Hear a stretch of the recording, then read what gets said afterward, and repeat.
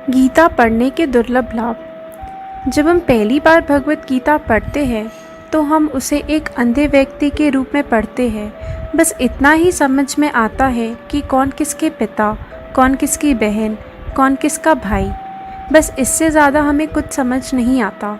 पर जब हम दूसरी बार भगवत गीता पढ़ते हैं तो हमारे मन में सवाल जागते हैं कि उन्होंने ऐसा क्यों किया, उन्होंने वैसा क्यों किया।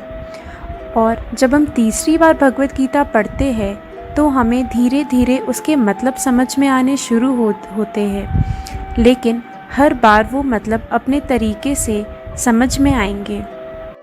चौथी बार भगवत गीता पढ़ेंगे तो हर एक पात्र की भावनाएं को समझ पाएंगे कि किसके मन में क्या चल रहा है।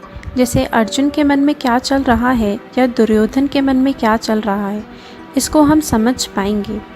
जब हम पांचवी बार गीता पढ़ेंगे तो पूरा कुरुक्षेत्र हमारे मन में खड़ा हो उठेगा और हमारे मन में अलग अलग प्रकार की कल्पनाएं होंगी।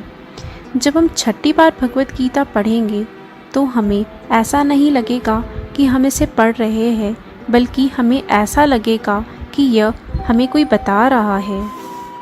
जब सातवीं बार भगवत गीता पढ़ेंगे तो हम अर्जुन बन जाएंगे और ऐसा ही लगेगा कि सामने ही वो भगवान है जो मुझे ही बता रहे हैं।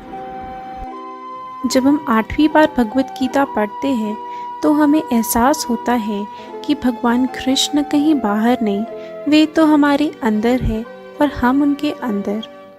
और गीता पढ़ने के बाद हमें उसका महत्व पता चलता है कि संसार में भगवत गीता से अलग कुछ है ही नहीं।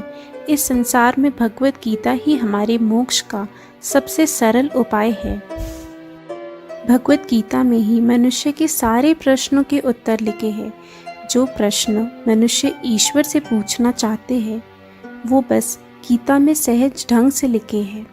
मनुष्यों की सारे परेशानियों के उत्तर भगवत गीता में ही लिखा है। गीता तो अमृत है। समय निकालिए और गीता अवश्य पढ़िए। जय श्री राधे। और कृष्ण कथा जानने के लिए वैदिक टेल्स चैनल को YouTube पर सब्सक्राइब करें। हरे कृष्णा।